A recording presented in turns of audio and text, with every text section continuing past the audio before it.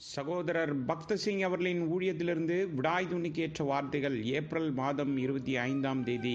இவைகள் எல்லாவற்றிலேயும் நாம் நம்மில் அன்பு கூறுகிறவராலே முற்றும் ஜெயங்கொள்கிறவர்களாயிருக்கிறோம். ரோமருக்கு நிருபம் 8வது அதிகாரம் 37வது வசனம். நாம் எப்பொழுதும் தேவனை குறித்தும் அவரின் மகிமையை குறித்தும் தெளிவான கண்ணோட்டத்தில் காணப்பட வேண்டும் என்று அவர் விரும்புகிறார்.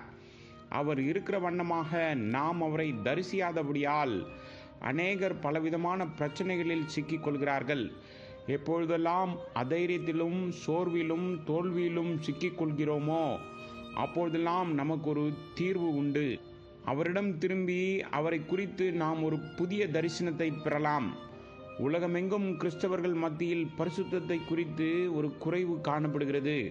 இதனால்தான் நாம் அவர்களிடம் வல்லமையையும் ஜீவனையும் காண முடிவதில்லை. ஆனாலும் ஆண்டவர் சொல்கிறார், என்னை விசுவாசிக்கிறவன் நான் செய்கிற கிரியைகளை தானும் செய்வான், இவைகளை பார்க்கிலும் பெரிய கிரியைகளையும் செய்வான்.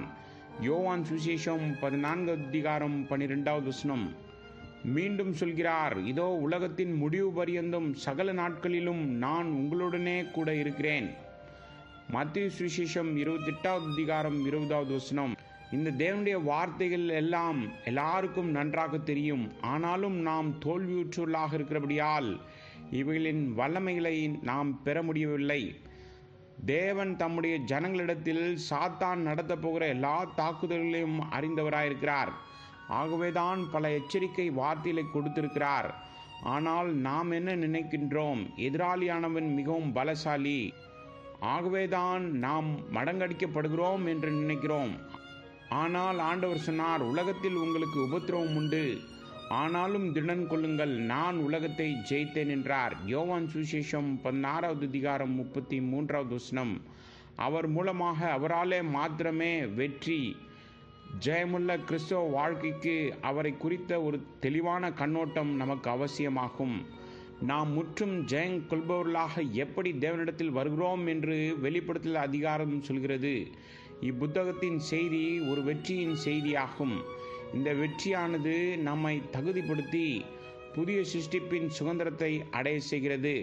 இழந்த எல்லாவற்றையும் மீண்டுமாக நாம் பெற செய்கிறது. நாம் எதையும் இழக்க விரும்ப மாட்டோம், ஆனாலும் நாம் இழக்கும்படியாக நேரிடுகிறது. நம்முடைய கவனக்குறைவு, மறதி, திருட்டு மூலமாக நாம் எல்லாவற்றையும் இழக்கிறோம். நாம் இவைகளை குறித்து பட்டியலே வைத்திருப்போம்.